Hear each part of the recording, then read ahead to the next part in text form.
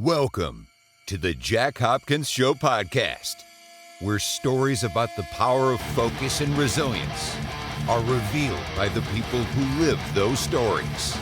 And now, the host of the Jack Hopkins Show podcast, Jack Hopkins.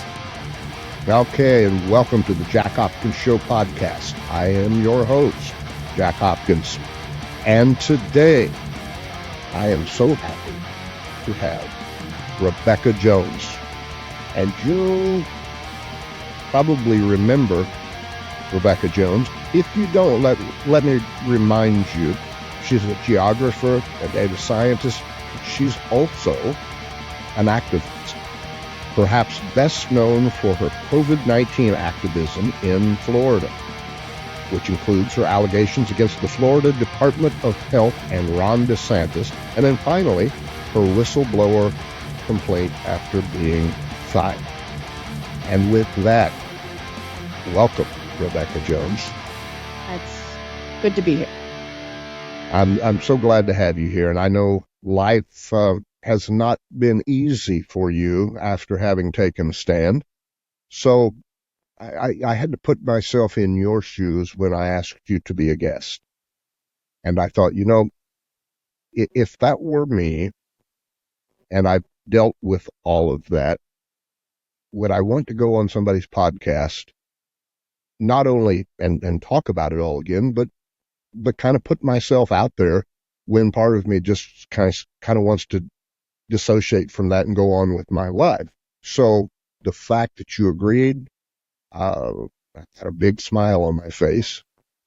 And as we had talked offline, I think right now people need to hear from you for many reasons, but for the reason that in this election year, we may very possibly, and in fact, I think I could almost say, will almost certainly face situations regarding the election and democracy where we're probably going to have to be more vocal than we've been willing to be in the past.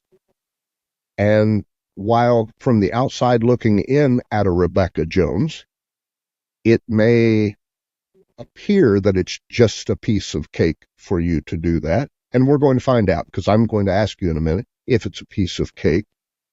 But one thing I'm certain of is that the other side, the consequential end of it, is never a piece of cake. And it comes with it. It's part of the deal. So let's first just dive into the thing people know the most about you. Just kind of start within the period of time that you were recognizing, hey, something's askew here with what they are asking me to do. And tell me what your initial responses. So the beginning of COVID-19 was a first for everyone. The last major pandemic that hit the United States that hard, and was 100 years.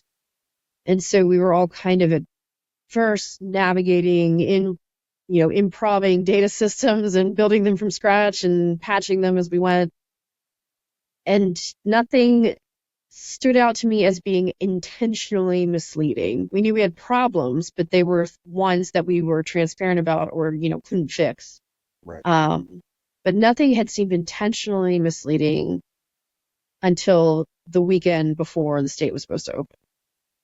And how it went down was offensive to a lot of us in the scientific department because none of us were consulted. If you look at the board of people who were part of the, safe, smart, step-by-step plan, there was one scientist. The rest were the CEO of Publix and the CFO of Disney. And wow. They didn't even consider that the state might not be ready, but wanted it to be ready at the same time. So it was a Friday afternoon in April. It was supposed to be my first weekend off that year. And I get a call in the afternoon or the evening right after I get home saying, hey, the state's going to reopen next week, and they want us to base it on data, so we're going to need you to come up with a model. aggregated data and analyze it and post it by Sunday, which is an insane thing to ask. But somehow we managed to do it. But I had help, obviously, from people in epidemiology.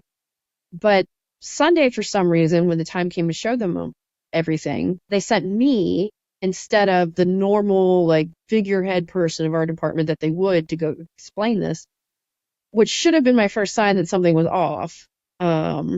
Because apparently they had spoken to somebody else in epidemiology and it was not a positive conversation, or at least it didn't go the way that they wanted it.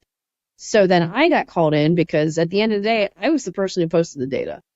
How we managed our internal systems and the process for pushing things out to the public were two different things. And if I wanted to go and start changing numbers, they would immediately appear different on the dashboard. And so I get called in to show them this, and there was, I think, an element of genuine shock that most of the state, I believe it was 2 or 3 counties were ready. The rest of it were not. Many of them nowhere near it. And then one of the women that the lawsuit is against left the room, called DeSantis, and then came back and started giving me instructions.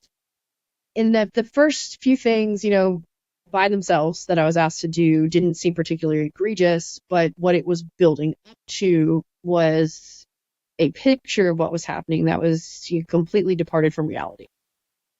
And I didn't even try to make too firm of a stand because I thought these are policy decisions. If you want to decide to exempt rural counties, which is like half of the state using the definition that they use, that is your policy decision. And I'm not a policy person here. I'm just the person telling you what's happening. And so I didn't say much until it came down to, after all the massaging the data, that there were still too many counties that weren't ready. And she asked me to do exactly what I just explained, open it up, start changing numbers. And I said no. And it wasn't even with like a second thought, because I'd never imagined I'd get fired for adhering to ethics. That was not my experience at DOH at all to that point. And I was manager of, my department. And I had never been in a situation where I was asked to do something that I shouldn't have, ever. And so I've been told that I can't do things I wanted to do. Like I really wanted to, collaborate with the homeless consortiums to do better, what we call point in time counts. So how we count the number of people who are homeless. And I had a great pitch for it and everything. And they were like, there's just not an interest in it. And I was like, okay. But never been told to do something bad. And I might have laughed a little bit in her face, because the question was absurd. I studied climate science, Like if you found that you changed, even rounded something inappropriately in climate science, your career is over. And so a couple days later, I was pulled off the project. And then I stayed on for 2 weeks because they crashed everything and destroyed it pretty easily, with people who they couldn't basically recreate all my coding languages that I knew and the process that I had done with the staff they had. So like some of them, one person knew HTML, another one knew, C+, and there was just no single person to replace me. Right. And so they all ended up screwing each other up. And so for a week, I helped them fix it because I cared about the project and it was important to me. And I spent a lot of time building it. And then there was a Friday afternoon, I think it was May 15th or 16th, when I told my boss at the end of the day that I wanted to file a whistleblower complaint. And I considered quitting. He asked me not to. And I said I was taking the first day off then because I was supposed to have it weeks before. And I'd spent some time to think about it because my parents had lost their house in a tornado the month before and I hadn't seen them since it had happened. And so I was like, I'm going to go see my parents. Finally, I stayed here to work when my parents' whole house was destroyed by an EF 4-mile tornado. So if I'm off this and I don't need to be here, I'm going to take a vacation before hurricane season starts. And I got the call Monday that I was being let go. Technically, it was a no-fault termination, so there's not a reason listed. It's under the Right to Work Act statute. It's on my letter. And it blew up immediately. And unfortunately, all of the models that we had designed in external models as well, there's one guy in MIT who was very, very good with it, that predicted that if we opened the state up to phase 1 prematurely, there'd be about 4,000 deaths over the summer. And there are actual tweets and statements where people like Helen Fierre, I'm not sure to say how her last name, said it was propaganda and alarmist and ridiculous to say that 4,000 people are going to die in Florida over the summer. Well, they skipped right to phases 2 and then full open, and more than 8,000 people died that summer. And so, Wow. it's one of those things. I'm used to wanting to be wrong in climate science. Like, you don't want a hurricane to blow up from a 1 to a 5 overnight and then hurt people. You don't want the world to be doomed, and to have mass migration of 1 billion people because the land is no longer inhabitable. You don't want those things to happen. And that was one of those things that I really didn't want to be right about. Right. And I was wrong in the worst way, and that it was, way worse, because I never imagined that we'd just go from 1, 2, 3 right after another. There were supposed to be steps. What did it feel like after having alerted people that, look, hey, if you do this, people are unnecessarily going to die? And it's at least this many people. And in this case, I believe you said it was 4,000. About 4,000.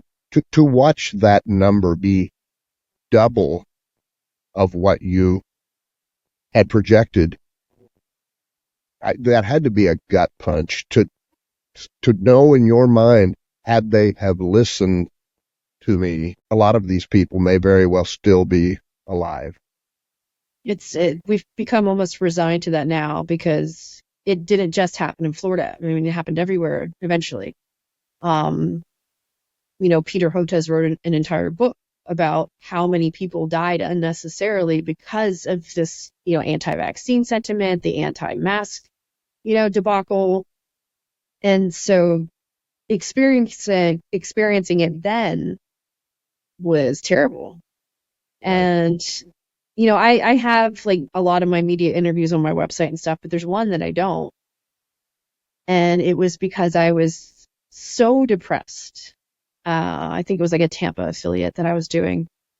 It was I think 2 weeks after July 4th, when the whole country was basically coming to the free state of Florida, because it was open, and the number of people who were getting sick and dying every day was just, it was god awful. I think the first teacher died that time too. It's actually a coach from Santa Rosa County where I ended up living. And the weird thing too is we think of these things as abstract numbers, but I don't.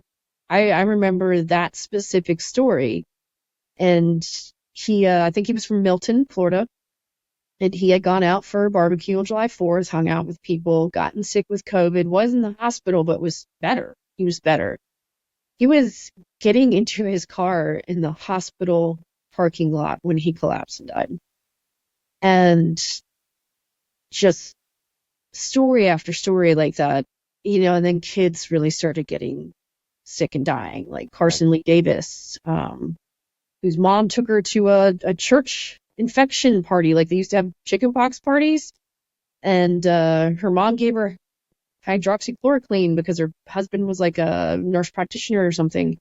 And, this kid she was 16 years old. It was right after her 16th birthday. She had beaten leukemia as a child, and she spent her 16th birthday on a ventilator while her mom was posting on Facebook how mad she was that they were going to have mask mandates at her school when they reopened. Her daughter died the next day. And so it's just, that all sticks with you. And Right. I wish I had capacity to not just see them, to just, to see Sure. not people. Sure. But I remember that one made me so mad. That one in particular, just, it was hard. It was really hard. And so I did this interview with the CBS Tampa people. And I remember said something along the lines of, because the reporter asked me a question about, if I thought my activism was making a difference. And I said it wasn't enough of a difference for these people. And, it's like climate change. You can tell people that turning off the faucet when they brush their teeth is going to save the world. But until, big time coal plants are phased out or some kind of innovation happens, it's really not going to make a difference. Sure, Right. there might have been some people who canceled vacations to Florida because of what was going on, and that is fantastic. But it wasn't enough for the ones who didn't survive it. Right. You know how much further it would have had to have gone to make a significant difference, and they weren't willing to do that. No. You said something that I found it caught my ear. You said this board that only included one scientist. I believe you said on that board was the CEO of Publix, and I think you named another one. Now, Disney and tourist ship people, like the tourism ships, and okay. So- that type of stuff. So I hear that and I immediately see a conflict of interest. The Okay. CEO of Publix, who has grocery stores all over Florida, gosh, I wonder whether he's going to want to reopen and do, it's just absurd to me that you're going to have people who have a position, a clear position. You don't have to be a rocket scientist to know how the CEO of Publix is going to be thinking about his bottom line. And I'm guessing, maybe we can't say for sure, but I'd say it's safe to say that one scientist that was on the board with the CEOs of companies was there just kind of as a figurehead to say, oh, but we have a scientist. Yeah, as a representative of the Department of Health, that was why they were included. Right. And Just the one. clearly they didn't have a whole lot of input, or either that or they were. We had none, because the decision had been made to reopen before I even developed the metrics by which we were supposed to gauge whether we were ready to open. Interesting. So the So, timeline. I mean, they had the plan when I was there Sunday and I was getting all these directions. They were printing out and stapling the packets together for the press that were already done, that were laying out the plan that they didn't even know, safe, smart, step by step. Yeah, no. So instead of going back and I guess reprinting things, they just, because that would have been too much work, Right. decided that this was going to happen no matter what, and they still wanted to say that it was based on the science. So they just decided to change the science. Question: did you already kind of touched on this, but let's go a little deeper. Did you anticipate or even dream of the kind of aggressive pushback and attack that came your way for using your expertise as a public safety safeguard? Never. So this is actually the first time I've ever told anybody this. And I was very careful to make sure the statute of limitations had expired. I was never going to be quiet. My plan at the time was I had a 6-figure job offer from Haggerty Consulting, and they're a disaster-focused research group that consults mostly with governments. And I was going to stay through to the start of hurricane season because there's a lot of prep work as far as data goes for emergency evacuations. We had to update all of our heliport pad locations, our capacity, all of that in the COVID sense. So I agreed to stay on through then. And then I was going to leave. But I had already reached out to a reporter at the Miami Herald as soon as this started to happen. And I still have copies of emails where I had them agree that I would be anonymous. No one would ever find out who I was. None of the information that I sent to them to prove what I was saying could ever be publicized. It was only for them to verify that what I was saying was true. And that no information would be released that could lead to any identification of anyone or put anybody in danger. I had them in writing agree to those terms. I'm going to ask, let me pause you for just a second, because when I hear these types of agreements with a newspaper or somebody in the media. That was my question. Is this stuff in writing? Yes. Okay. Oh yeah. No, I started heavily documenting like every interaction that I was having when the very first kind of small red flag popped up. Right. And really that was when they moved my office from the windowless cube next to the elevator to the corner sunshine office upstairs so that I would be in the epi department so we didn't have to email so much. So that set off a flag to me that says they're trying to make sure there's no paper trail for whatever we're doing.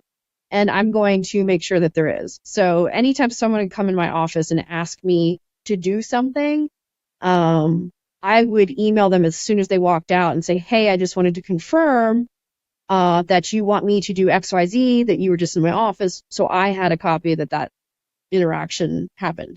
So your spidey senses were telling you, hey, I need to be covering myself here. Yes. And I mean, I wasn't even really personally thinking about myself. I was thinking if I needed to go to the press, if something started to get that, because that was my plan. So I was going to be anonymous. No one was ever going to know who I was, although I knew the state would figure it out because I was the only person who touched that data. It was just me. So as soon as it became public, they'd know, but I'd already be gone. I'd be at a different place with my job, so it wouldn't matter. No one was shocked more than me when DeSantis, in front of the vice president, no matter how much of a boob Pence was, he's still the vice president. Sure. Unleashed this just series of false and personal attacks to the national press. Because I didn't want to be public. I didn't do any interviews when everything blew up that Monday. I was getting calls from people like Anderson Cooper, who I've admired my whole life, and Don Lemon and Rachel Maddow. And I was literally just emailing them back saying, I'm not commenting at this time, thank you. And then Wednesday he did that, and my Haggerty offer disappeared. And it was rough. It was a rough few days, but it wasn't until they released this hit piece in the Daily Mail that still makes the rounds today, as like it's supposed to be an attack or something, that I decided, you know what, my primary concern about being public was that I didn't want anybody to use anything I've ever said or done to damage the importance of what I'm trying to say. Right. And B, I don't want to be a public figure. I had never been on TV before. I went to school for print journalism, writing, not ever camera. Everyone was like, oh, you should do camera. I was like, no, these people are bimbos and they're idiots. And they don't do any of their own original research. They just get handed, the talking point. I want to be the person doing the research. Right. But after the whole Daily Mail thing, I was like, well, I guess there's no point anymore. And I did Chris Cuomo live in prime time for my first interview ever in front of my bed because no one told me any better. And, it was during the beginning of the Zoom kind of news period. Sure. There were a lot of oddity. Yeah, you're not thinking about those kinds of things. Yeah, right. And I didn't have like a room set up where I could just go do it. I had lived in a tiny ass townhouse in Tallahassee that was like $1,100 a month because that was all my family could afford, with having two people working full time as scientists for the state government. Wow.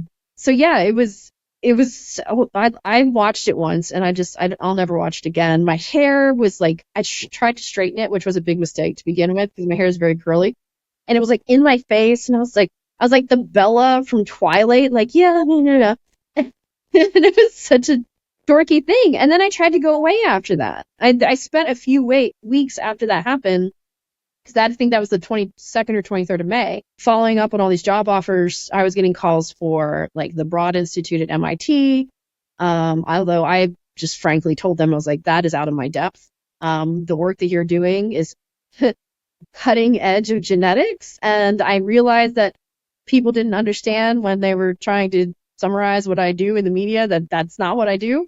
But thank you. I kind of wanted to just be like, you know what, you just hired me for like a placeholder job and any menial things you need done, I can do for you. It's some pretty prestigious stuff. There was a governor whose office directly reached out to me about getting a job with them. But and I had a couple conversations with them. I would have obviously had to move, which I wasn't planning on at that time. I had like a little kid. And I realized that the job that they wanted me to do was basically, I was going to be touted as, look, we're the most transparent state in the country. We even hired, Florida's Whistleblower, the queen of transparency, and never have actual access or means to know whether or not any of that was true. And I had a problem with that. I didn't want to be a prop. Now I would totally be a prop. I would totally sell out and be like, yeah, send me there. I'll kind of weigh into the data. Right. Like, I totally would. But that's also why no one will hire me. Government. Yeah, it's a kind of a double-edged sword. But it was actually a really bad fight with my husband. We were already living like payday loan to payday loan every week, and $500,000 in student loan debt between the two of us, some of which has now been forgiven. He yelled at me and he said, you blew up our lives. We can't afford rent. Your futures, everything you worked for is gone. And he said, what did it matter? What difference did it actually make? And that hit hard. That was rough. It's an interesting point, if you don't mind, if we just pause right here. Yeah, of course. When it comes to taking a stand on an issue, on a principle, even something as important as saving people's lives because of the expertise and the knowledge and the education that you have, no matter how big and important it is, there's always what impact that has on real life, on relationships, on marriages, on the tension between parent and child, on finances. So, we so often, I think that's one thing that gets left out so often. And so it's so easy to just think, yeah, it's easy to do. All you have to do is speak up. But on something as big and that involves as many people, and especially that was woven through politics, it might be as easy as just speaking up, but it's not easy the fallout. Dealing with the fallout. So I just wanted to make sure that, and if you want to talk more about that, you can, or we can go on. Well, I mean, I grew up without much. My mom was raped when she was 13, and she had my sister when she was 14. And I think resigned herself to certain ideas about what she was capable of in life, what limitations existed for her, which, was not fair in the household that she grew up or anything. But she had all four of us, me and my other siblings, by the time she was 21. So we were always struggling when I was a kid, pretty badly at times. And so being without money, for me, and this is not true of most people, especially very highly educated people in advanced fields, but for me, being without money was just life. My husband had a good job. I knew we wouldn't lose health insurance, so that was not something I had to worry about. But I didn't really think of any of that when it all happened, to be honest. But even afterwards, my husband grew up very comfortable in New York. I grew up dirt poor in South Mississippi. So our, a capability of coping with that situation was very different. Sure. And he was mad. He was upset because as he saw it, I did all of that and it didn't change anything. And I took that to mean, well, if it had changed things, that it would have somehow been worth it. But I also, when he said that, I was very hurt because in a way I knew he was right. And, things started getting really bad right after they started reopening, which is what we thought was going to happen. So I said, you know what? I created this thing, this amazing, incredible, internationally hailed project that's now being used as a propaganda tool to get people killed. The least I could do is build a better one. And since, I built the house, I knew where all the back doors were.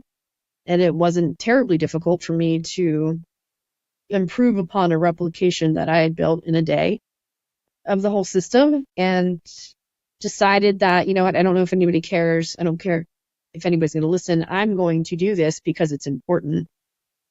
And I remember a reporter I had gotten close to while I was working in the state, Chris Broussard. He's at the Palm Beach Post, data reporter, brilliant guy, nice person. I told him, I was like, hey, I'm going to launch this thing like in 2 days, I think. So, you know, let's see if it takes off. You want to write about it. And so he wrote a piece in the Palm Beach Post. I had raised like $6,000 in GoFundMe to pay for our bills and new computers and everything. Sure. And when I woke up the next day, it had $67,000 in it when the story came out. I thought I was being pranked. At first, there was more money than I made in a year at DOH. Right. More money than I made in a year as a manager, mid-level manager. And it really impressed upon me how badly people needed a source of information that was trustworthy. And so I picked up that mantle, and I did that for a year until the state stopped reporting all data.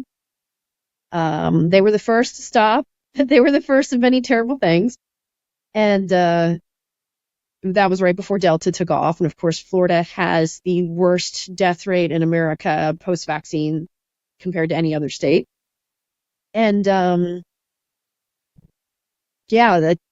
decided to run for Congress. I was like, well, if I can't do this anymore, it was like they cut off all data pipelines. It doesn't even exist. Eventually, they got sued, and the courts decided that, no, you actually do have to publish this data. But that was like years later, so it didn't make a difference then. I wasn't going to just sit home and twiddle my thumbs. I had a personal dislike for Matt Gaetz. I grew up or lived in the area my whole life, but I knew who he was and what I have a personal dislike for Matt. The things that he's done. And I wanted to be back in Florida. I missed it. And so I went back, and it was actually a really great experience running for Congress. I realized how much I like working with people again. COVID kind of, because we followed the guidelines, so I was like locked down in my house just coding all day, which is probably why my eyesight is shot. Yeah. But so I was like, I just really want to help people. And when I was running for Congress, I ended up giving pretty much all my money away to help people, everything from like power bills when Florida Power and Light jacked up their rates, almost doubling them in some cases, to local organizations, veterans organizations, things like that. And I made myself broke. But again, I'm used to living like that, so it's not that big of a deal, although my husband he definitely does not think it was such a great idea. But I also never thought that 4 years out, it would still be this difficult for someone with my pedigree to find a job. Right. It's interesting that you've mentioned that a couple of times. In my youth, meaning 20s, there were a couple of times I was that far away from homelessness. Now, due to my own choices, I want to make that clear. But sometimes when I'm speaking out, or I'm kind of going out beyond the envelope on something, and people are kind of doing, oh boy, Jack, look, it's not that I want to experience that again, but if somebody took everything I had today, I've existed like that in my life at one point. I don't want to, but I know I can, and I can build from there and start again. Again, I have no desire to do that. It's not that it doesn't suck, but when you've been there, you know how to survive it. You do. So that's unlike with many people, and I understand, like your husband, for example, that grew up in a totally different situation. That's an incredibly scary thing to think about if you've never been there before. And so it can determine why one person goes this way and the other goes that way. So, yeah, I understand. Yeah, it is a different perspective for sure. Like, I actually said to him once, earlier when we met in our 20s, sometimes I wished he would have known just for a moment what it was like to go hungry. Right. So that he would appreciate more how that was never a threat that we had to face because of how hard we were working. But yeah, it is different. It changes your perspective on life. I still remember the one time it was really, really bad and how much pain my stomach was in. It starts to feel like somebody's like put like what is the thing they use in the garden to a hoe in your stomach and just turn it, right. And I didn't think hunger would feel like that. Right. I was probably 12 or 13 at the time, but that it is so painful when you go without eating for so long that you don't forget it. You just do not forget it. And that's I mean, that is an indicator. If there is an indicator, that's one thing that it's painful to even think about for children or anybody for that matter, particularly children who are not experiencing it through any choice of their own. It's just the circumstances. And it wasn't really my parents' fault either. They both worked. My mom didn't even get a high school diploma. She had to get a GED. And she worked full time at a hotel. She ended up becoming general manager years later. Like I said, some of those limitations were really of her own invention or from her household because she's one of the smartest people I've ever met. And, me and my siblings, my dad, none of us did anything to, create that situation. Right. But that wasn't ever anything we really thought about when we were in it either. We weren't thinking, we were just existing and like, this really sucks. I was going to say, when you're in it, you're just living it. There's not a lot of analysis going on about why and how. Yeah. Yeah. And especially as kids, like you're not thinking about, the institutions and structural systems of poverty in South Mississippi, why food stamps. And they were back then, like, that's how old I am. They were actual stamps. Right. Why it wasn't enough. And, I talked about this before, but I think one of the most defining moments in my life was when I was in 4th or 5th grade, and my town, because so many kids were poor, did this thing called like the gold card. So if you got straight A's, it's not really a card. It was a sheet of coupons, discounts, like $10 if you open a bank account at, Piggly Wiggly Banking, or, free chips with a drink purchase. And we needed that to eat.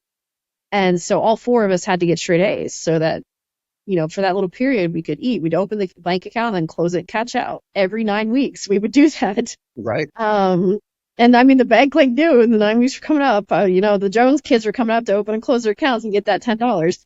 But I remember I asked my mom, because I was struggling in Mississippi. I was born in Pennsylvania. The first year that I moved down there, I could not understand half of what people were telling me. And it's not like in this, Virginia accent or Carolina, it like this. And so right. I could not actually understand what people were saying. And Yes. so I got really frustrated. And I asked her, I was like, do we have to get, straight A's again? So we can get the gold card this time. And I remember she almost cried, and she looked at me, and we were actually in the Piggly Wiggly little checkout line. And she said, no, you have to get it this time and every other time so that you never know what this is like ever again.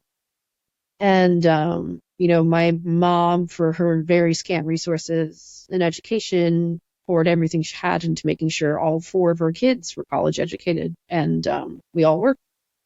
2 of us hold advanced degrees. So that the importance of education, from a very, very young age. And if you had that, and she also told me too, that it was the only thing that nobody could ever take away from you. A house, a car, a person can leave you, but your education is yours.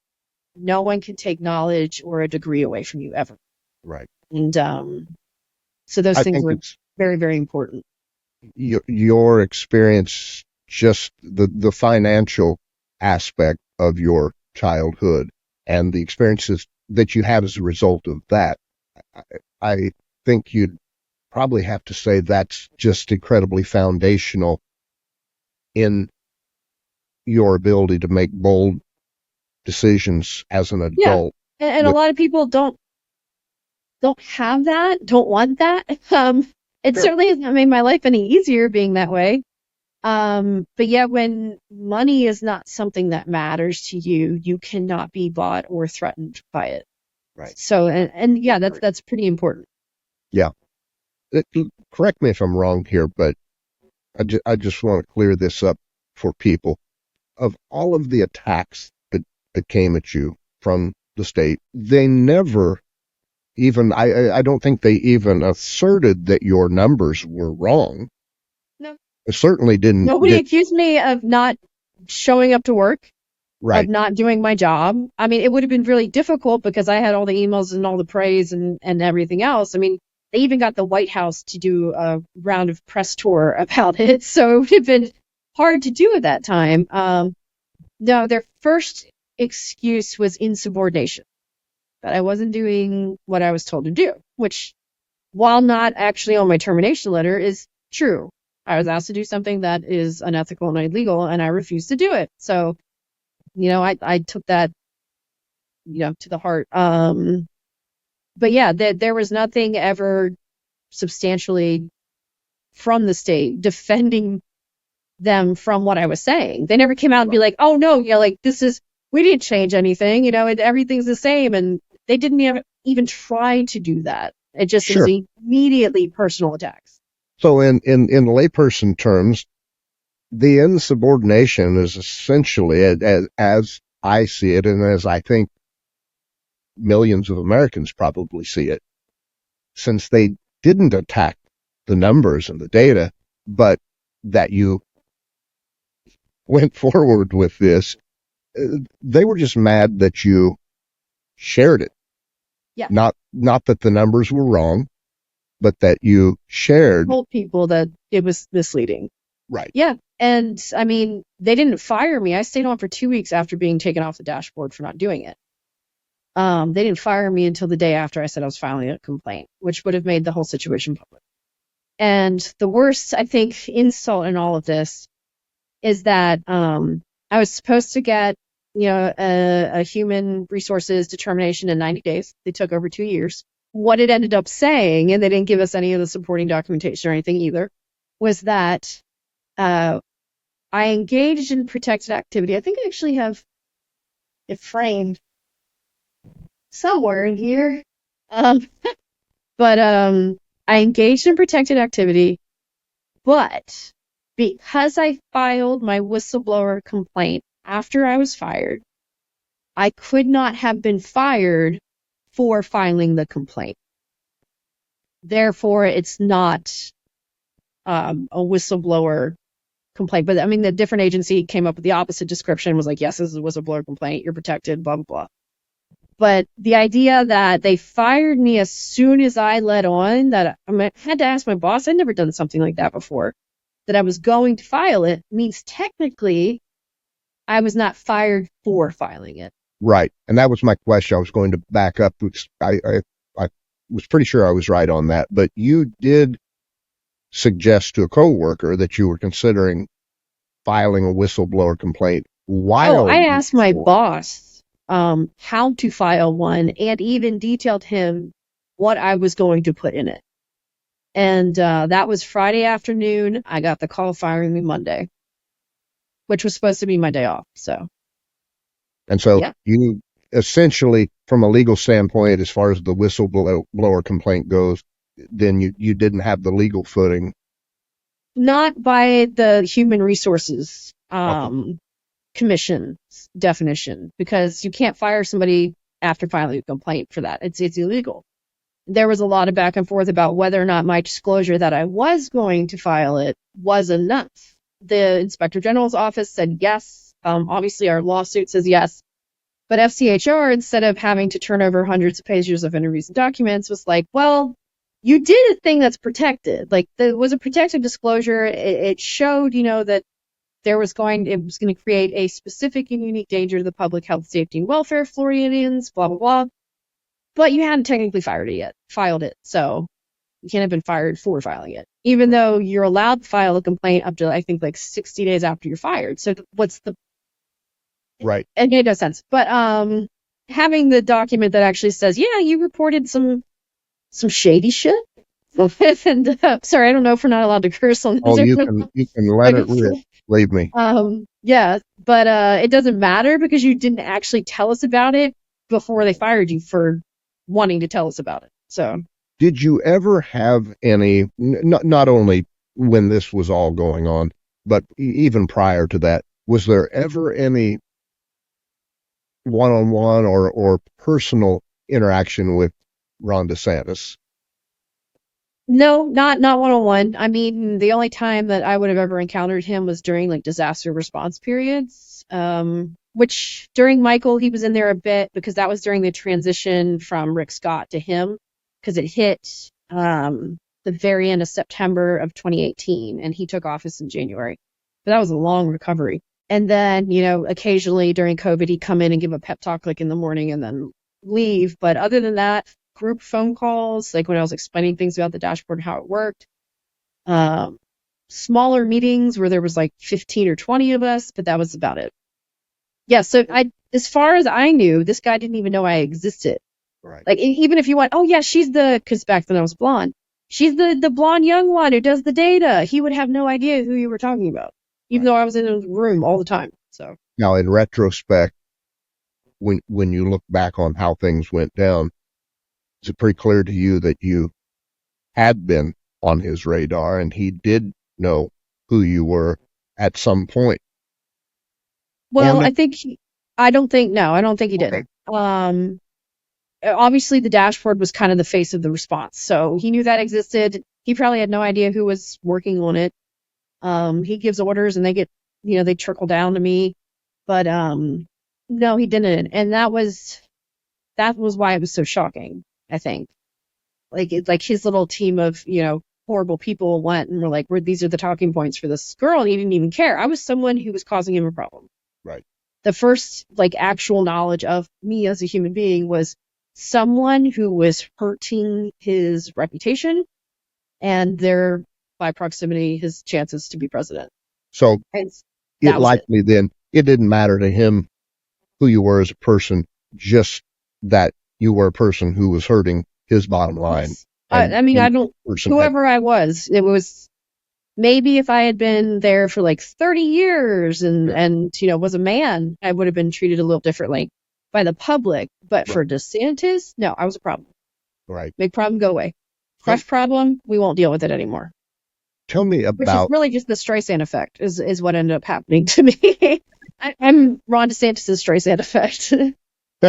That's I like that. That kind of captures it, really. Yeah.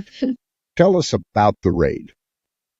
Just so that was impact your life, I guess, for one. That was almost 6 months after I was fired. And which is weird because people when you get this far away in time, people kind of combine all the things. But yeah, it was 6 months after I was fired. I got tipped off the night before that something was happening. And I later found out why this person was being so vague. But it was enough that it alerted me to the point where I contacted my lawyers. I'm very, very close with Chris Cuomo, less so recently for other reasons. But I told him that I had a feeling something bad was going to happen very soon involving the police. We tried to even come up with possibilities of what it was. Everything from if you wanted to hurt my reputation, you would call me a fraud or a liar, but you can't you wouldn't charge somebody with lying about it. I don't know. Never in a million years would have imagined that they would show up the next morning, early in the morning before we were even awake, come with a sledgehammer and guns, and accuse me of hacking. And the first, I think, few minutes of that is what sticks with me. The video's out there, so anybody can look up what happened. But and I had licensed the full video of the whole time they were there for the film that's coming out. But opening the door, having guns pointed in my face, I put my hands up. I knew they were there for me.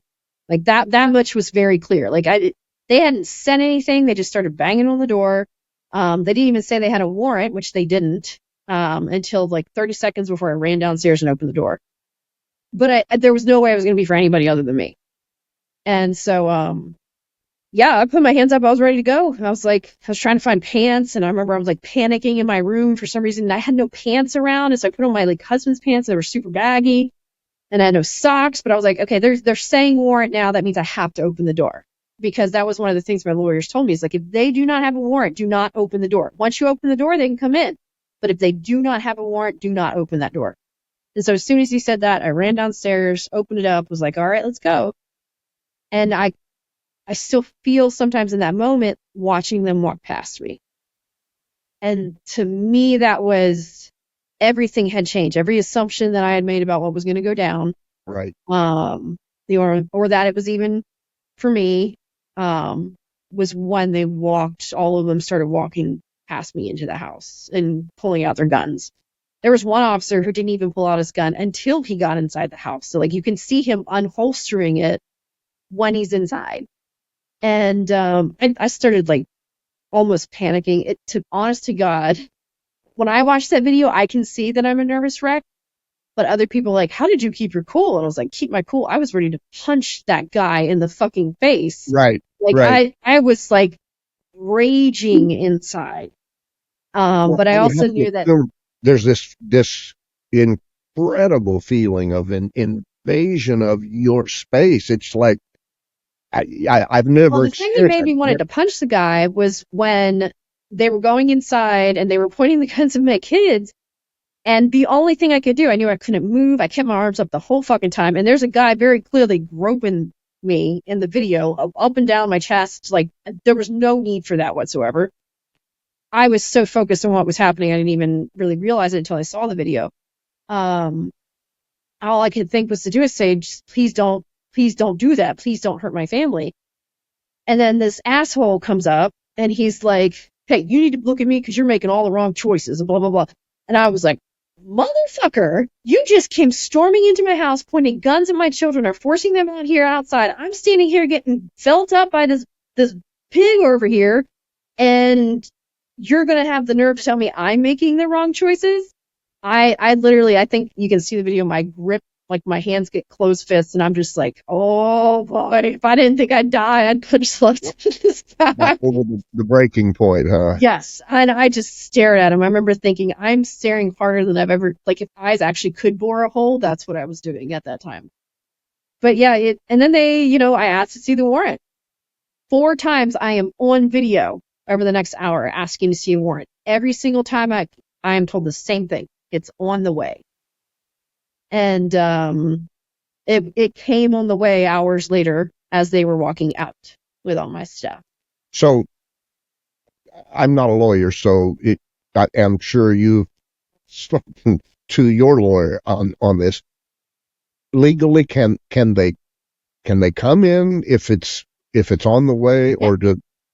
Okay. Yeah. That's I guess bad education in the law and order. But I mean, I had been told the same things by my attorney if they don't have a warrant. But I went downstairs to ask to see the warrant. I pull open because I had a tiny little window right next to the door. Pull open the blinds because I'm going to ask them to hand it to me through the window. And there's a gun pointed at my face. That's the first thing I saw, was a gun pointed directly at my face from like 6 inches away. And if they were going to come in like that, I was like, what am I going to do? Really have a standoff here with the fucking police? But there's a gun pointed at my face. So I opened the door. Sure. But, yeah, so it's. And then they essentially take every electronic device in the house, or how did that go down? Oh yeah, they took flash drives, like, because I don't just have data backed up, in one place. It's in many places. So they took all of them. Some of that stuff had like my graduate thesis research on it, and I asked them too. I said, what is it exactly you're expecting to find on thumb drives? And the guy came up with this bullshit excuse. He said, oh, you might have typed something up, that you were going to send before you. And I was like, so I thought it was a hacking thing, like taking something, not putting something out. And he was like, well, it's in the warrant that I wasn't able to see. So I couldn't really object. But yeah, they took flash drives, my very beastly computer that cost me a small fortune to run everything from home, and old laptops that I guess I'm a hoarder with, and I just feel bad throwing things electronics away. So there were a couple old laptops from like my Syracuse days that were like 10 years old, didn't even turn on anymore. They took those. Yeah, pretty much anything that could plug in, they took, except for the router. Left the router, which was insane because they were alleging that the message had been transmitted through this router and they didn't take it, and that was the only thing they left. But yeah, they took all of it. Who ordered this raid? So apparently the month before this, somebody had sent text messages to some people from DOH, to other people in DOH, telling them to speak out. And one of them was to Scott Rifkes, who was then the Surgeon General. It said a lot of things, but it had something in saying that, you can get this to the public, just contact Rebekah Jones. And so I got on their radar. And then when they called the police, instead of doing an actual forensic analysis, they wrote down my IP address and gave it to the cops and said, this is the IP address that it came from. I had worked from home quite a bit while I was at DOH because it's a job that doesn't require you to be in the office all the time. Yeah. One of my employees was stuck in India. He flew out there right before the pandemic started, could not get back. The other one, frankly, didn't show up half the time. I wanted to fire him, but I couldn't. And so there was no need for me to be there while doing COVID data for 12 hours a day. So they already had it. And then they found out who that IP address belonged to, and they raided my house. The judge who signed the warrant was DeSantis' most recent appointment of judges in Florida. He had been on the bench for less than a month, and it was the first warrant he ever signed. Is that right? Yeah. Lucky you.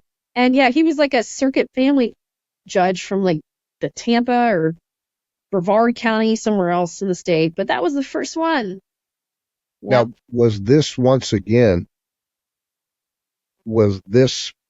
part of discrediting you and what you had done and the position you had taken regarding their withholding? I've learned things about that incident since then that have made me question what I thought that was. I still think it was largely just intimidation. What person in their right mind would have that happen to them and keep running their mouth? I mean, just realistically thinking, and I guess that means I'm not in my right mind, but whatever. Who would be able to have their children threatened at gunpoint because one of the cops was yelling in there, "We don't want any accidents," and very thinly veiled threats. Right. Threatened to shoot my dog, which was really fucked up. I had never seen her ready to attack somebody before in my life. They had her cornered in the kitchen with 3 cops pointing guns at her, and she's a Siberian Husky. She's going to kick into survival mode. But who would go through that and then continue to do the thing that caused them to go through that? That's what I thought initially. I learned from Jared Moskowitz, who, to my regret, was a close friend of mine for about a year. He was one of my confident sources at the state for an open seat. That's how he got his second job. Is it safe to say, and I think based on your own experience, you certainly feel that if you cross DeSantis, that there's going to be pushback? Have you seen other examples of that in state politics? Unfortunately, only one employee that I can remember. I think there was whoever was in charge of the DOH in Orange County, I want to say, maybe it was Osceola, I don't really know, sent out an email about how abysmal their vaccination rates were among their staff, and encouraged them to get vaccinated. They fired him for that, for saying, "Hey guys, our vaccine participation within our own staff isn't great. Please do get vaccinated," info. Yeah. So he's the only other state employee that has come forward and spoken about it. But there was, I think his name's Brian Covey, the substitute teacher from Duval, who filmed the empty bookshelves when they started passing, all these restrictive laws that required the manual review of every book. All he did was just film the shelves and share it. He got it bad. They put the whole Pushaw smear campaign on him. They made a propaganda video about how it wasn't true and it was all staged and all this. He was just a regular fucking guy. He was like, holy crap, all the books are gone. Why are the books gone? It was insane the amount of resources that they used to target this guy. And, you know, I've spoken to him and he's just other a school people. teacher. Yeah, just a school teacher. Then there was Thomas Kennedy, who's a friend of mine. He's a huge activist in Florida. I think he was like the youngest ever elected state delegate. And by the way, I want to clarify, when I said just a school teacher, it was in no way diminishing that job. I meant he was not in politics. Yes, exactly. Like he had no connections or affiliations. He was just a teacher who showed up at school and was like, the bookshelves are empty. What is happening? Yeah, no diminishing of that whatsoever. My sister's a public school teacher in Mississippi. God bless her. But yeah, so it's him. He went after Thomas Kennedy, was on his blacklist. So even to public events and open to press events, DeSantis apparently had made a blacklist of people who are not allowed to attend. And Thomas Kennedy was labeled a known agitator on this list. And he had it was almost all redacted when they finally turned it over. But they had like known affiliates and stuff. And Grant Stern was on there. They broke his ankle, dragging him out of a press conference. He's a reporter. Yes. Yeah. So, I mean, there's a shockingly large number of people that they've made hell for. I was most taken aback by how far they took it with the teacher. That seemed, I mean, they built a whole web page for it and a propaganda video, and that was overkill. I mean, I know everybody looks at me as like, that was a lot, but I eventually chose to go into politics, you know, for a reason. And this guy was just like, he had no idea what was happening. And so we kind of got, that's sad now. It's like, if people are being targeted by DeSantis, they know to come to me for emotional support. Right. Then there was the kid from New Hampshire who he was a teenager. He's like interviewed every candidate since like 2016 or something. And DeSantis, I guess, didn't like a question. And so they started blocking him from events. His private security was actually assaulting him in one of the videos. Christina Pushaw started attacking this kid all on the internet again and again.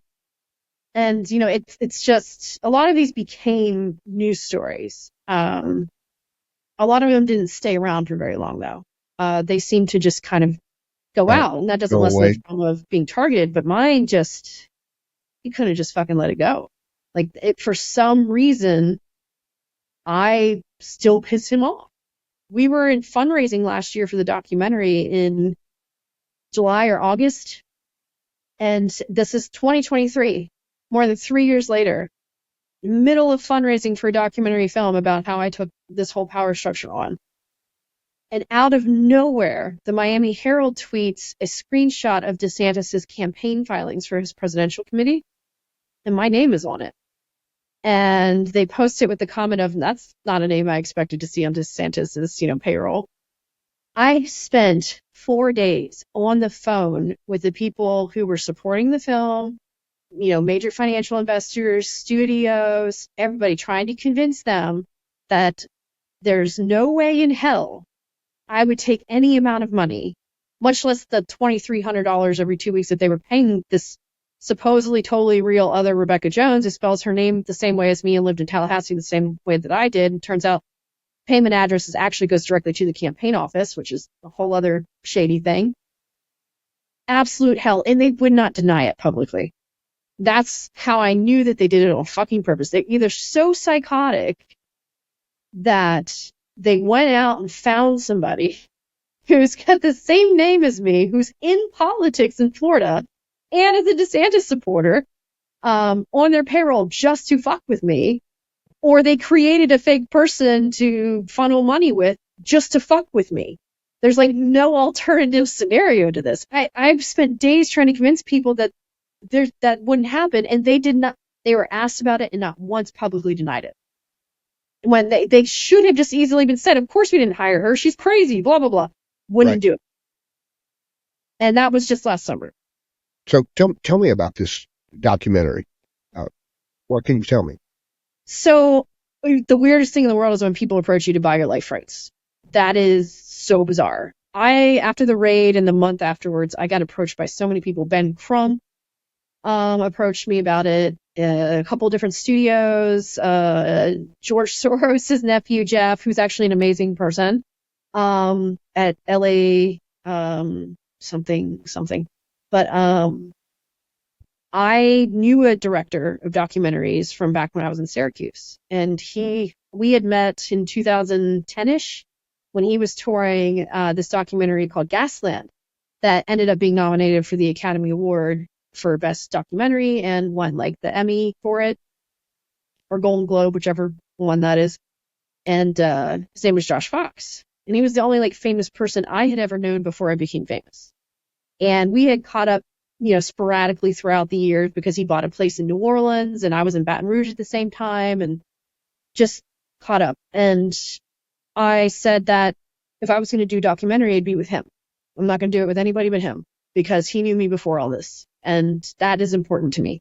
Right. And so I have this huge, big time Hollywood documentary director with lots of awards.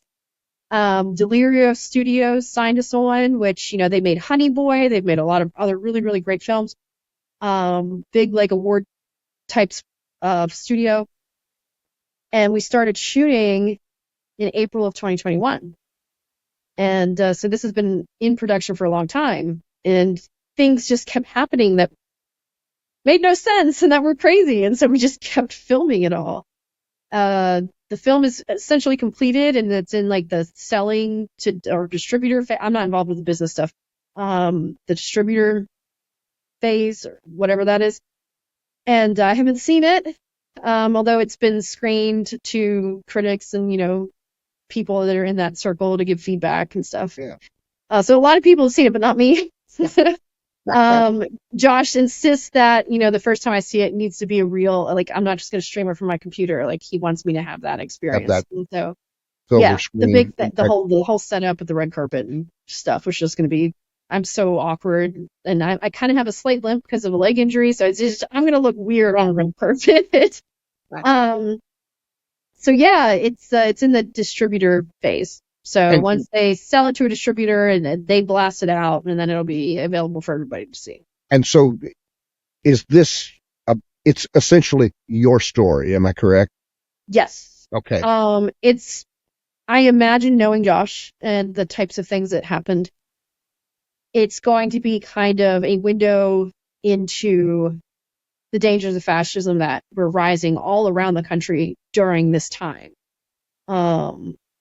And, what it's like, not just in these broad terms of policies, but for an actual person, a human being, to take on these power structures, and really how soul crushing and depressing and horrible it can get. And, there have been really, really bad times, the worst of which was only just a few months ago. And so it's not been pretty or fun. The last few months is actually the happiest I've been since before all this happened.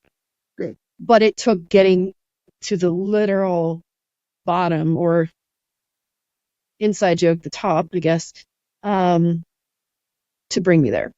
And a week of detoxing from social media and Twitter and all of that stuff. And then trip to Greece, paid for by people who are lobbying the UN to create whistleblower protections internationally, was not something I was going to pass up on. No.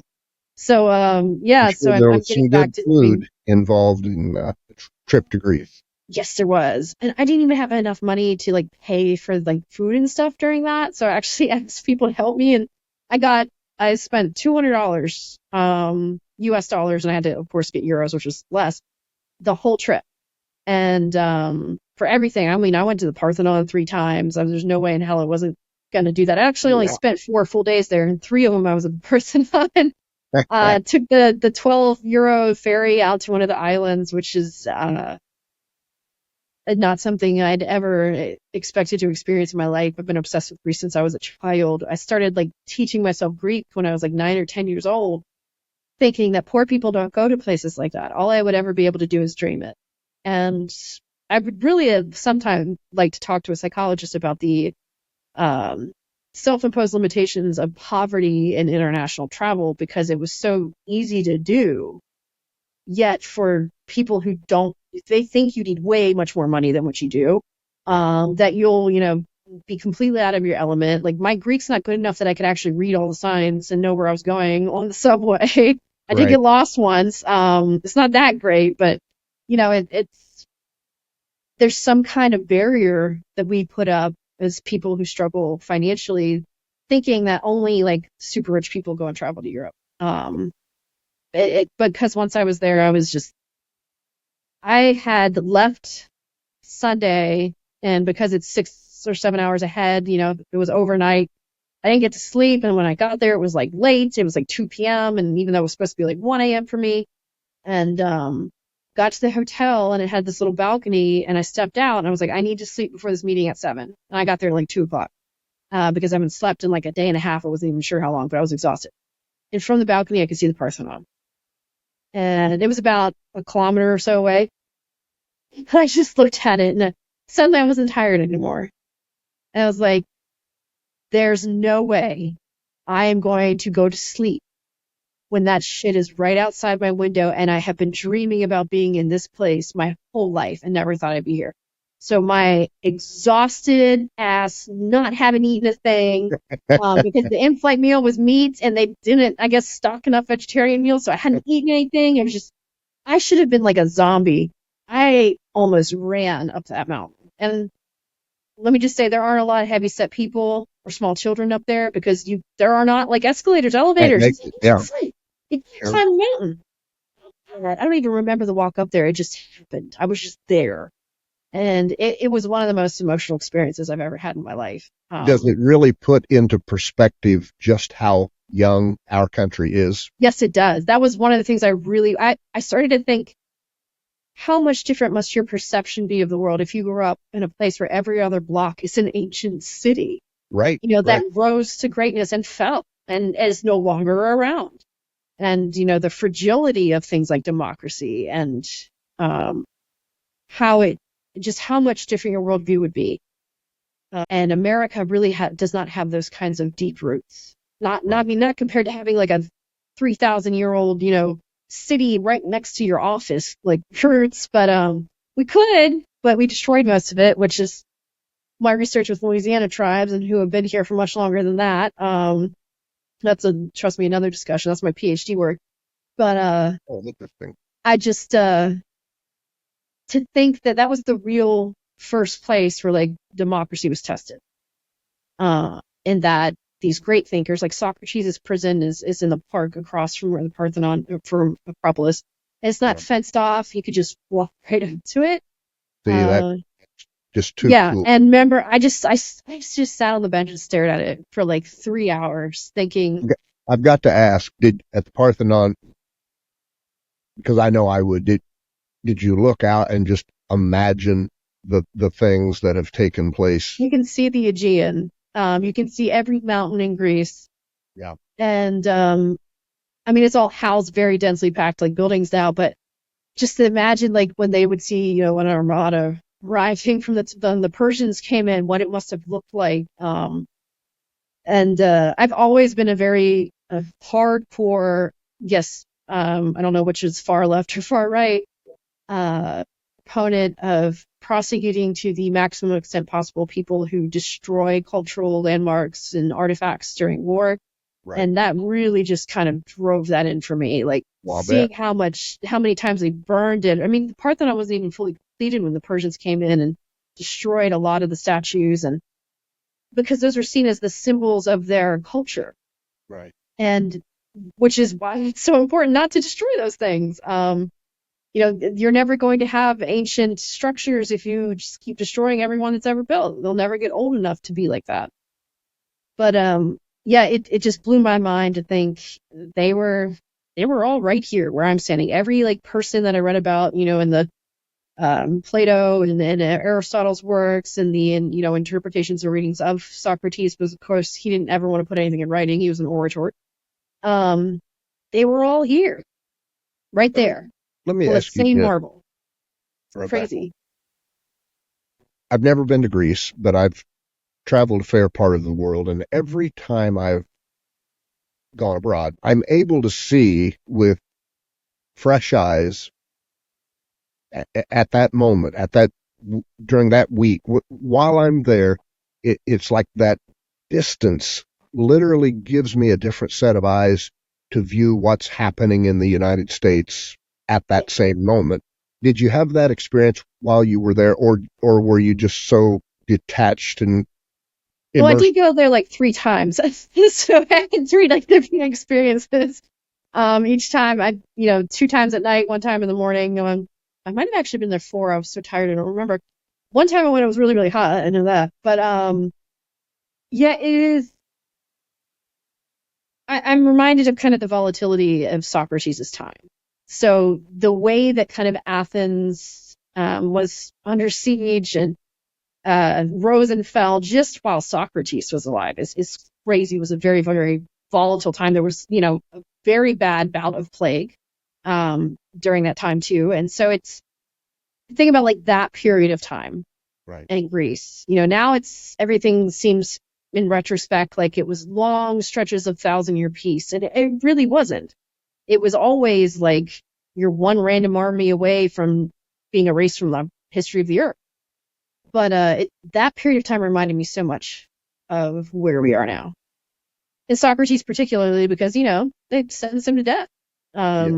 Principally for not recognizing the, pagan gods at the time, and for corrupting the youth by teaching them to challenge authority and institutions and to engage in kind of contrarian but experimental thought. Like, is this a thing that we really should be doing if it's a thing that's like accepted and just common practice? And it's insane to think that anybody would be sentenced to death for that, but it's also an ancient time and we see some of that now. I mean, I think there's like a TikTok influencer in Iran or maybe Saudi Arabia who's been sentenced to death for I did read about that, yes. Yeah, and so it's maybe not all that dissimilar, but I think one of the things I came away accepting was that America will fall. Eventually it will fall. It will split up. Parts of it may remain intact. Greece, modern borders are nothing like what it was during Alexander's time, who wasn't even Greek, he was Macedonian. And so it will. It's just what it's going to experience. A country of this size, really, it's kind of phenomenal that at this point it hasn't broken up. That's an interesting take because historically, if we use history as a gauge, a model to predict,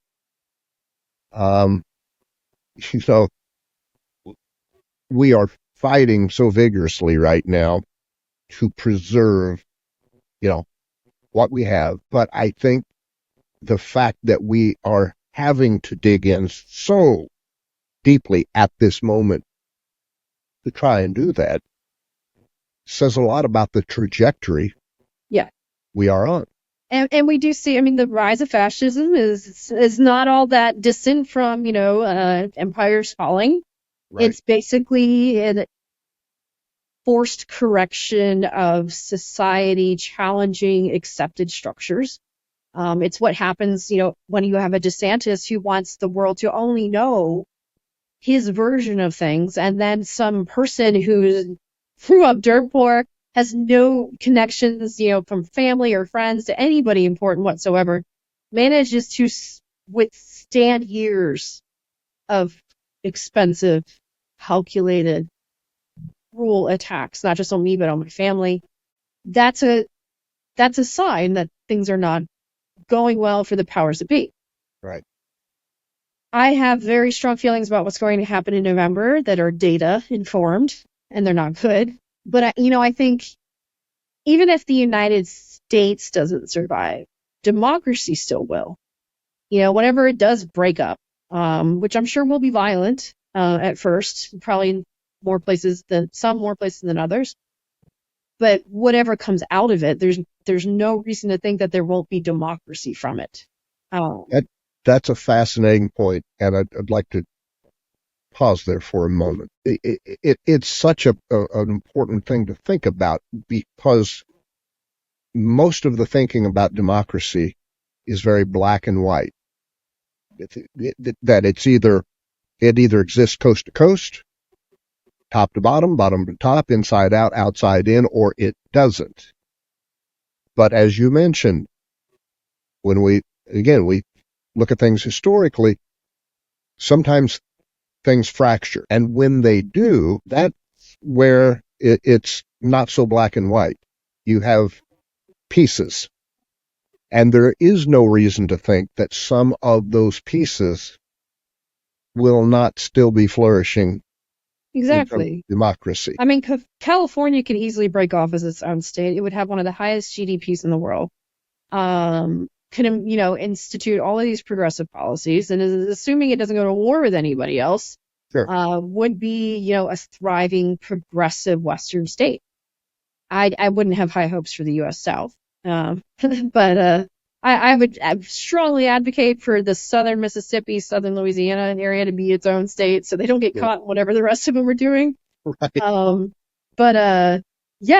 I find that the failure of the American experience as a gauge for the failure of democracy to be false equivalency. I mean, Europe's still going to have democracy if the United States falls. And, lots of other places in the world will too. And there's no reason to think that whatever pieces break up here, some of them will be better than others, or that democracy won't still exist across all of them. Right. We do force ourselves into these very black and white situations because it makes it easier for us to force ourselves forward, I think, in a lot of ways. Like, if we don't do everything right now, everything ends. Right. And we do need that kind of power and fight behind us to stave off bad things. Sure. And it makes the picture less complicated. But as we've, the events of the world have unfolded over the last few years, there is a place for nuance, and locking it out is not going to help you achieve anything other than maybe maintaining the status quo, which is deeply flawed. That is, and I have to say, I just realized it during this episode of this podcast episode, talking about this subject. My whole thrust on social media, outside of podcast, is working tirelessly to help people stay resilient and buoyed to, I can take another step. And with each event that's coming, for example, this week with the verdict on Trump's New York trial, right? Yeah. I've been posting a lot to prepare people, as I do for everything like this, that yes, there's an outcome that we would like to see, and we can celebrate if we get that outcome. However, allow for the possibility that we don't get that outcome. Go ahead and embrace it now. Wrap your arms around it and decide that it's not going to put you in fetal position, that we still can step forward from there. And so when we take it to the concept of democracy then, as a whole, and I've never stated it in these words, but through this conversation, I've just realized that's kind of where I'm headed with everything. It's not necessarily win or lose, fail or thrive. We would like, ideally, to, we all want what we've always had or are used to. But what we've always had and are used to is not the only conditions in which we can live meaningful lives. Yeah, that's true. And it is really hard. I mean, like I said, I think that fall would be violent. Sure. It's not going to happen without it. A rebellion against the United States is going to cause violence. And that will probably affect, the most vulnerable in the worst ways, as most of these things always do. Yes. But what comes out of it may even be better. And that's a possibility most people don't talk about. They're like, oh my God, we have an election in 5 months. Why are we talking about the collapse of America? And again, I go back to the Socrates. It's like, let yourself think about the different ways that the world can be, right, so that you're fully grasping the breadth of what humanity is capable of. And Rebekah, here's the thing. You said aspects of it in the unfortunate event that something like that happens. some aspects of it may be even better. And the catch with that is, or it's not a catch, it's just some aspect of it, that in order for that to be true, we have to not reject the whole thing ahead of time, because that's part of what would keep it from having the possibility of being better. Well, some places would probably be better. Sure. Oh, yeah. It's not going to be an equal No, I'm not distribution. suggesting that. No, it's some places are most definitely in that scenario going to be much, much worse. But in terms of being able to have that mindfulness and confidence that, you know what, radical change may come during my lifetime. And I'm open to the possibility that even something radically different than what's happening right now, and different from what I want to happen, may Doesn't have to still, mean we're all doomed. right. It may still allow for those of us who want this life that we're fighting for to still have it. We just won't have it in the same locations, perhaps, or, you know what I mean? So, Yeah. But I mean, we as political people, it's hard for people like us with big platforms to have those conversations openly, because it's seen as helping Trump. Oh my God, all the time, helping Trump. It's like every time I mention the fact that banning TikTok was a terrible, terrible mistake and miscalculation for an administration that sorely needs young people, and it's an affront to free speech. There's a whole bunch of problems that I have with it, and not just entirely based on the fact that I get income from it. sure, But sure. it's a bad decision. But if we're not allowed to do that anymore, and that kind of tribalism within the Democratic Party is, I think, suffocating a lot of people and pushing them out. Yeah, If you're constantly being like, people are like, oh, but you're for Trump now. I was like, I never fucking said that. I never said I was for Trump. I would never vote for Trump. I mean, I literally went on the news and called this person like a moron for like 6 months, right. Just because I think that Biden is fucking up does not mean I want people to vote for Trump. And that's such a critical point, and I'm glad that you feel comfortable in saying this. This Labor Day weekend, and I posted a short video about it, so I won't go through the whole thing, but long story short, a cousin of mine, a decorated Vietnam Marine, a retired federal agent, a hardcore Second Amendment Republican for most of his life.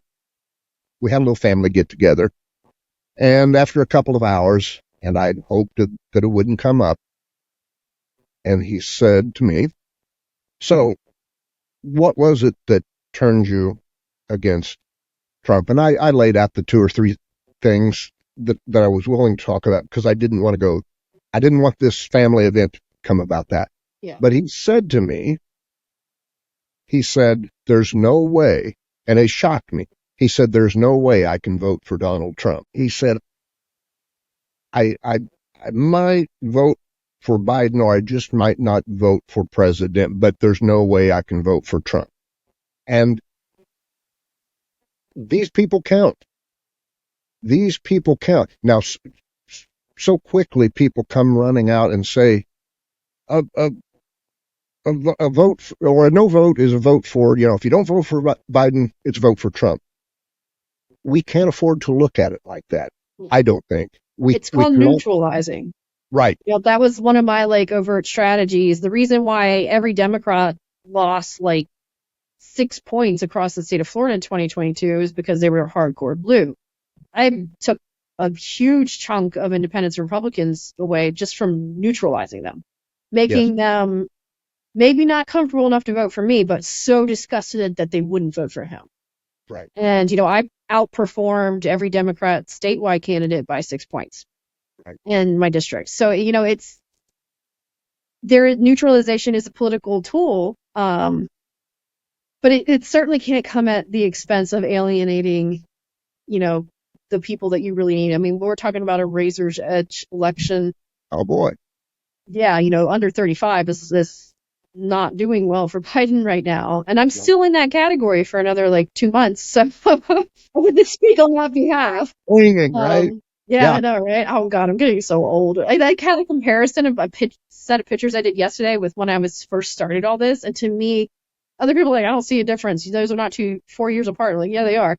The first one, the look that I have in my eyes, because this was right when I was starting to do all the new dashboard and everything else, was fierce, fearless determination. And the second one, the best way I could think of it is she's gone through some shit. The second one, because I don't have that look about me anymore. But yeah, there are lessons to be learned in politics, or lessons that should have been learned already that are not being adhered to, and it's scary. It is scary. Like we can say that it's possible that when things hit the fan, that there are places that eventually will be better. That doesn't make it any less terrifying to have to go through that transition. I don't want to go through that transition. Oh my God, no. I don't want people to die. I don't want the American soldiers to be killing each other. I don't want cities to be bombed. None of that is good. No. But to me, it's become very, very clear that Trump will turn this country into something almost unrecognizable. Yes. He kind of already has in a way. And that even with Biden, we're just going to be limping along the same path towards the cliff. It could be something that we supposedly were supposed to wait until after this election to really press Biden on these key issues, which is, not helpful. It's like, well, maybe if he fixed those issues, more people would vote for him, but whatever. Running on promises instead of accomplishments. But, it's not going to last. I kind of made this point the other day on Twitter and got, again, heat from Democrats saying, look, we'll get him back in. But when that happens, there need to be some real fucking changes. And not just, oh, this is not a good time. It's never the right time for the people who don't want change. It's like when they tell you to wait your turn when you enter politics as a young woman. It's like, oh, you need to wait your turn, pay your dues, wait your turn. Nobody who tells you to wait your turn is ever planning on giving you one. No. This is not how the world works. And I don't know, maybe if some more people went hungry, they'd know a thing or two about this. Right. I wish you could make everybody starve for a day. Take a week and starve. Yeah. You can come back. Sure for me. But we said something about Trump. You said I'm convinced that he would make everything unrecognizable, and then you said, and in some ways he already has. I just had this conversation with a friend of mine this weekend, and we were looking at, let's say, 2014, and the discussions that we were having in 2014, the things going on in our lives, the way we were thinking about our futures, just the whole feel of pre-Trump, and contrasting that with the feeling that we've all had for some time now. Yeah. And we both acknowledged that it's probably never going to feel the same again. That doesn't mean that it can't be good, that it can't evolve. It will be something else. Right. But what that carefree, we're safe, we're always going to have our freedom because, I'm an American citizen. I live in the United States. Trump came along and has introduced a reality that was not on as stable footing as millions and millions of people chose to believe that it was. Even the Bush years were quieter than this. Oh my God. And I always joke that, can we just have Obama back? I just want to make Obama king. And then, the drone policy. And right. I'm pro-drone, which shocks a lot of liberals, but there are human lives calculations. That's my whole thing, is not letting people die. But yeah, it's the Bush years. As much as I got kicked out of band for disagreeing with the Iraq War in 2003. But, and I grew up in a state that didn't have abortion clinics. We had one, and that's the case that just got abortion protections federally overturned. Right. The Jackson, abortion clinic. And so I grew up being a lesser citizen as an atheist, as a female, I had less in that state where I grew up. Yeah. And yet, for some reason, I feel, and even outside of what I've been personally going through, like from 2016 to 2020, less safe than I've ever felt as a person or a woman before.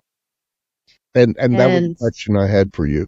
So you expand on that, not only in the context of just being a woman at this time period of time in the United States, but also your safety as it relates to post. Whistleblowing? Yes. It's weird because I feel like all the progress we made with Me Too just faded out. And that, there was this violent, aggressive movement by men to inflict more widespread abuse of women, to be honest, as a response to it. And that's horrible. It's almost natural, but it's also horrible. And, my experiences, and I can't stay for too much longer because I have to pick up my kids from school, but, we were talking about this before, of what it's like being a woman in this position and how maybe the way that I look has influenced it. What I've dealt with as far as safety goes from the DeSantis camp has been violent, threatening, getting death threats left on your voicemail kind of things, psychological torture by the people, his gang online. That has been obviously a new thing for me.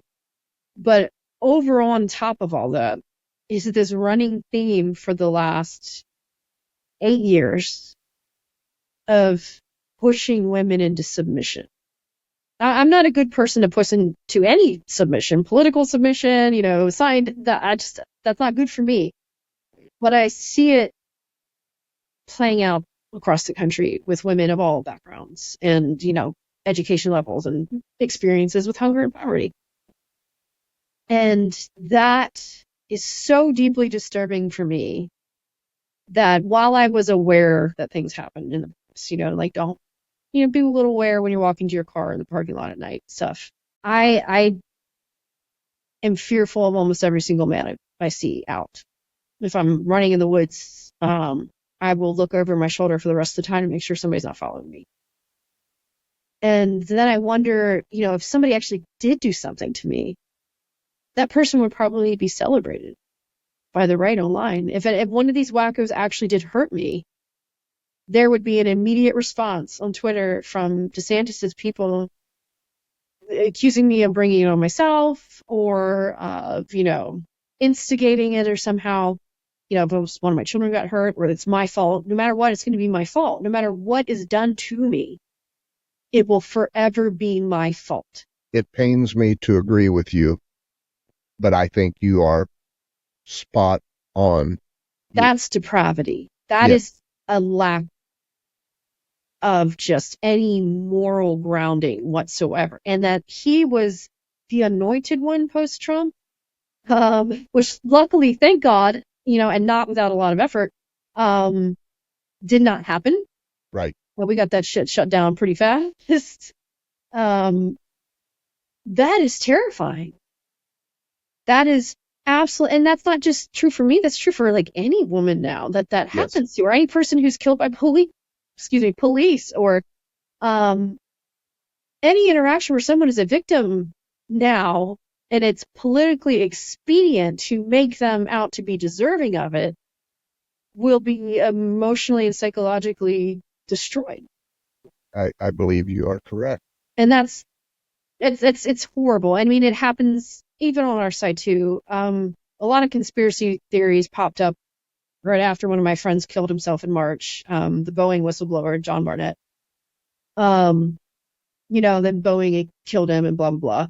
And that's always a possibility. Like, I had a good friend ask me, he's like, do you think they killed him? And I was like, from what I've seen over the years, yeah, it's possible, but I also knew John, and I know what this is like. And I believe he killed himself.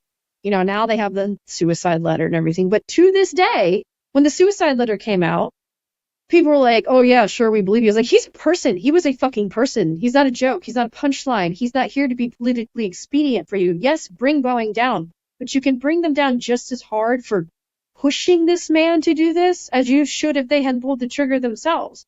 I mean, they didn't just kill him right away. They tortured him for years to the point where he took his own life. And there has to be accountability for that. But we don't look at issues like that anymore. It's just, how does this favor my political agenda? And at the expense of human lives. And it's just, that is something that no matter, what optimism I have about any potential collapse of America, worries me. Because when that kind of, it's almost like cultural cannibalism, or societal cannibalism spreads like a virus, it's going to be very hard to root out. Rebekah, I know you have to go. Do you want to plug the documentary? Yeah, I mean, we don't have a distributor yet, so I'm not sure where it's going to end up. I know the working title is Whistleblower. It's directed by Academy Award nominated director Josh Fox. It's about me and taking on corruption and fascism in Florida. And when it does come out, you're totally going to see it blasted all over my page. But there is a preview online. Love to have you back on when that. Yeah. There's ready. a preview online that you can get if you go to like my Twitter profile or TikTok or whatever. I have the link in bio. You'll see it right there. This is Whistleblower movie. You can watch the trailer for it. It's gonna be really emotional. I feel a lot of stuff that people have no idea that happened because of licensing issues and me selling those life rights. You're gonna find out about. We're talking about a shooting and an attempted murder charge, all kinds of crazy shit I've had to keep bottled up. But it's an important story, and it's important because it reaches much further beyond just me. So, if I hear you right, there will be things included in this documentary that we don't know about right now, or that is not widely public. And I'm not talking about like small things, significant big things.